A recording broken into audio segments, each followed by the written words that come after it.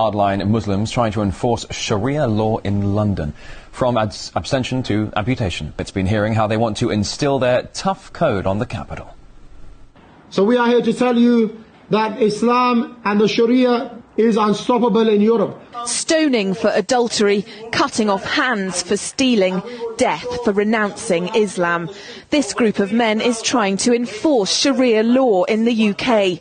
They've started a campaign to make certain areas of London and other cities Islamic law-controlled zones, starting with Walthamstow, East London. Muslims will be commanding good and forbidding evil, presenting Islam as an alternative to the Muslim and the non-Muslim community. Ultimately, we believe that Muslims can live together, trade according to the Sharia, resolve their problems according to the Sharia, and even police themselves to a large extent. Hopefully one day to have Islamic Emirates which will have authority locally, security locally, and even provide welfare locally. Chowdhury and his friends are fly-posting parts of London with large Muslim populations. They want to ban drinking, gambling and playing music. And they say they've got bands of young men ready to patrol and enforce Sharia law by any means. Now, that enforcement will not initially begin on the level of inviting and forbidding verbally. But if someone has the capability to forbid what in essentially is something evil, like pornography or prostitution, he should do so. And by that you mean physically? Of course, I believe that there are prostitutes that are near the mosque. They should be run out of the area. These Muslims say British society is broken, riddled with drugs, crime and prostitution. Because of that, they firmly believe members of the communities they're targeting will welcome Sharia law. But the word on the street about the campaign tells a different story. It comes down to, if you don't like the laws of the place you live, find somewhere where you do appreciate the laws, and all of these things are completely legal in this country. This is not India or Pakistan, this is England. We've got our own laws. So people haven't got a right to come in here and bring their laws in here. Well, I think that have caused nothing but trouble.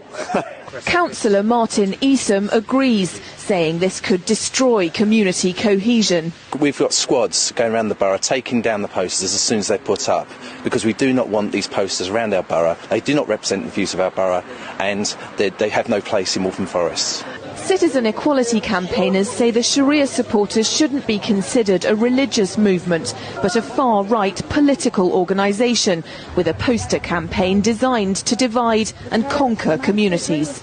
Their danger lies in dividing people, dividing communities, creating mistrust, and particularly from non-Muslims towards moderate Muslims. I think this is part of their aim, is to create mistrust, so they can then turn to moderate Muslims and say, look, everyone hates you, we're your friend, turn to us. And it's a very, very dangerous thing, and it's a political tactic to increase their own power. Undeterred by opposition, Chowdhury and his group plan what they see as the beginning of an Islamic emirate, not just in the UK, but all over Europe. Police have mobilised to take these posters down as fast as they appear, but Chowdhury and his group say they've formed bands of vigilante enforcers to make sure Sharia is adhered to, verbally or physically. And in other parts of London, women have already been harassed for not covering their heads. If these Muslims ever get their way, I won't be able to dress like this on the streets of Walthamstow or many other parts of London, Brussels, Rome and Paris.